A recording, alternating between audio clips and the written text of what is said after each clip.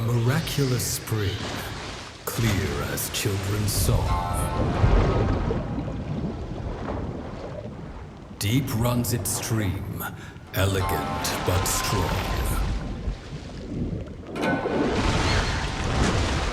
A lullaby is sung, soft sounds of seduction.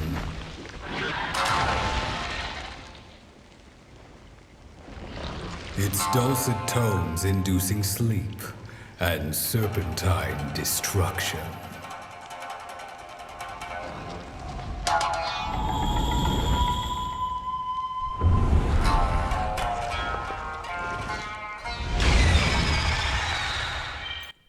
Ladies and gents, Duggars and Diggers, Monsonas and Monsonies, it's your boy, Dak Downawade, aka the Dig Dug himself, and today, guys, we're going to be taking a look at the Somnacanth.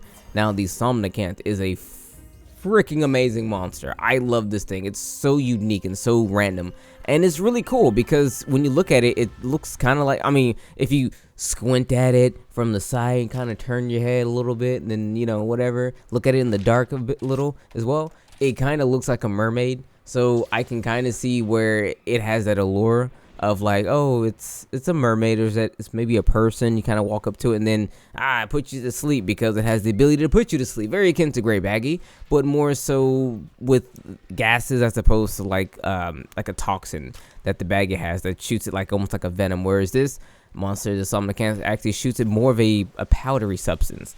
But nevertheless, the design of the monster is fantastical. I love it to death. Its ability to move in the water is interesting because it is a Leviathan. I'm not sure if I actually mentioned that before, but it is a Leviathan, so it moves very freely through the water, but it actually swims backwards. Akin to almost of that, like maybe, what, an otter? Otters, they swim backwards, right? Or something like that. The Somnacanth tends to actually do that. Its swimming backwards is its main means of actually moving around. You'll see it swim backwards literally everywhere. In the fight, outside the fight, all over the place. So with that, let's actually talk about what it can do when it does come to fighting. So, more notably, it can put you to sleep. It'll put you to sleep in a variety of ways, usually three main ways. Well, 3 to 4. The main way in which it'll do it, it'll actually stand up on its tail, because it kind of does that. It's similar to the Bishaten, and it will shoot a beam of the sleep powder, and it's usually in a straight line. It'll put you to sleep in that regard. It actually has quite a bit of range, so watch out for it. It'll also do the same exact attack, but in a sweeping motion from right to left or left to right, what have you. And then there's another instance where it will be jumping around on the ground. Well, it doesn't jump, but it'll bound around on the ground, and it'll leave little puffs of sleep powder and whatnot all over the place. And if you run into it, obviously you'll fall asleep. Now, there's one other instance of it actually doing some sleep stuff, where it'll stand up on its hind legs, and this is when it's more of a mermaid. This is something I've seen only do maybe twice, but it's something that it can do. It's almost like an ultimate attack, if you will. But it'll stand up on its tail, and then it'll start to sing. And then it's kind of interesting because it'll start to sing, then it'll jump away in the sky and come down. And when it sings, it shoots out a full pulse of sleep from the base of where it's standing, and it'll put you to sleep that way. And then it'll jump straight way up high in the air and come down and slam. It's actually a pretty potent attack, so you have to watch out for it. Something I haven't seen it do a whole lot of times, but just note when you see it stand up on its tail and start to quote-unquote sing like mermaids do, throw a sonic pod at it, or a screamer pod, or whatever they call it, the sonic bomb. Throw one of those at it to disrupt it. You will, if you pay close attention, you will see me do it in this video, okay? Pay close attention, you'll see me do it in the video. Now, outside of the sleeping things it can do, it does carry seashells. Well, it didn't carry them, it picks them up out the water, I suppose. But it has look, there it is, it's doing the thing, it's doing the thing. That's what I'm talking about. Sends a pulse out of sleep, then you fall down. See? That's what I'm talking about. But nevertheless, the seashells. So the seashells, it will carry, well, it won't carry. Again, it won't carry. It'll pick up seashells. 3 different types of seashells that I've observed thus far. It has a flashing seashell, it has a healing seashell, and it has a blast seashell. The flashing seashell you probably see it do already if you're watching the video, but it will pick up some seashells, clack them together. You'll see a cone of influence on the ground before it actually flares out, and then it'll flash. Now, the healing one, it'll clack. It doesn't really distinguish from what seashell to the other too well. You have to pay close attention to the seashell itself. When it clacks the seashells together is the tail, if you will. So for the healing one, he'll clack it together, then like a green cloud will come out, akin to like, you know, a healing mist, if you will.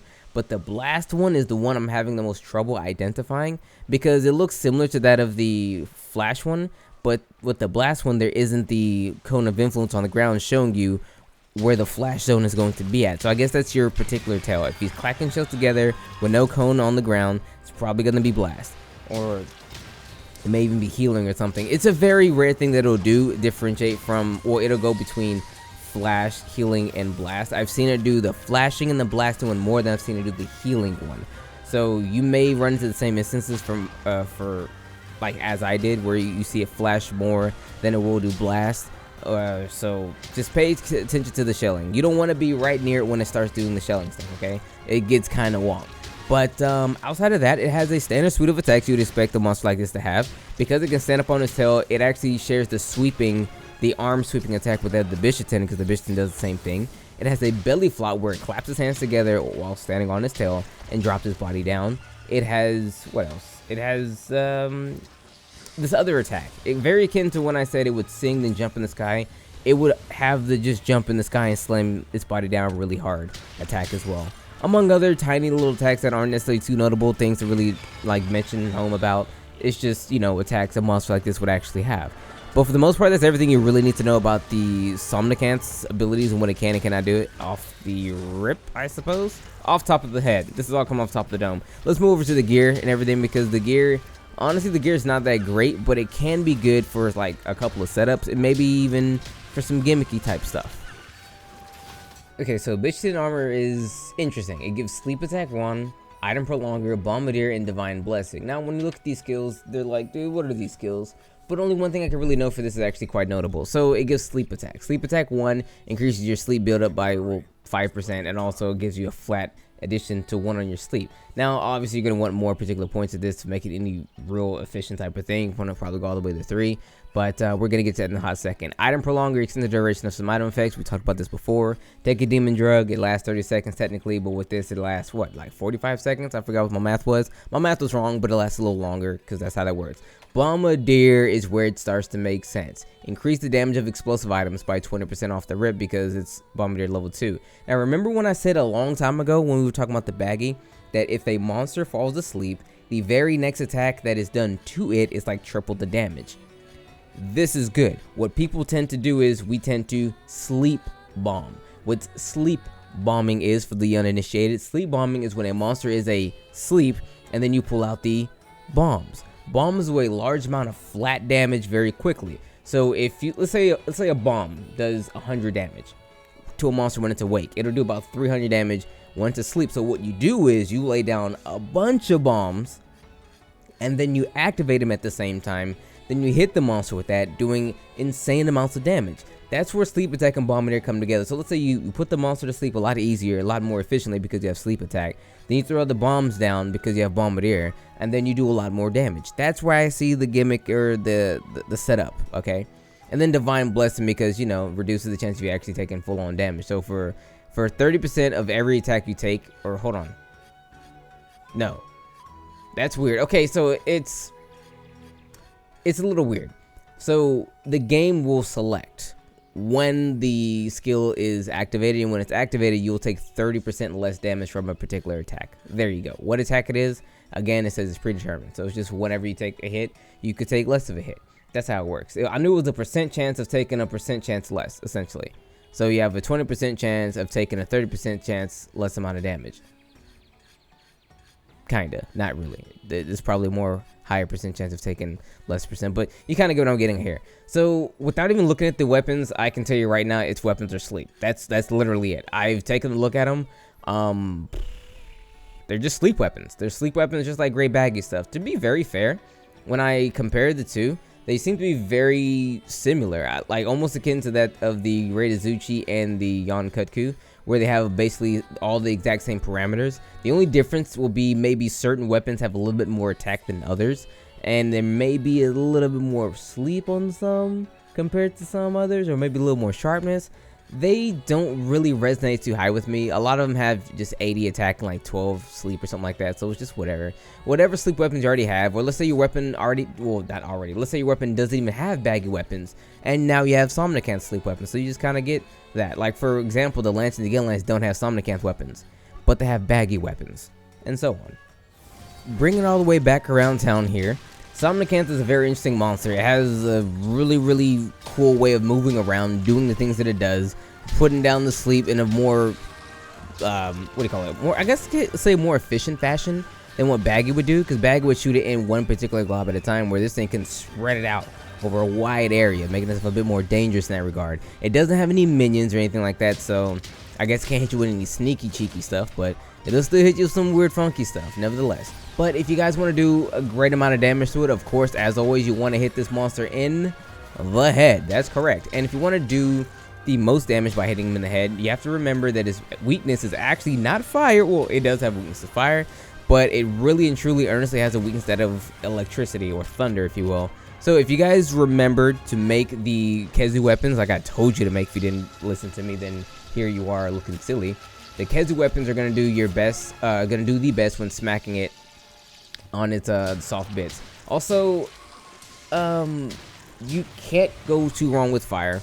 It is the secondary weakness, but if you have that thunder, you're gonna do more with it. So honestly, that's pretty much everything I can really tell you guys about the Somnacanth. It's just a very fun fight, a very cool monster. Its gear is, I'm not gonna say it's bad. The design is fantastic. It's absolutely gorgeous. I freaking love the design, both male and female. But it leaves a lot, not want to say a lot, it leaves something to be desired as far as like using the gear for your primary gear.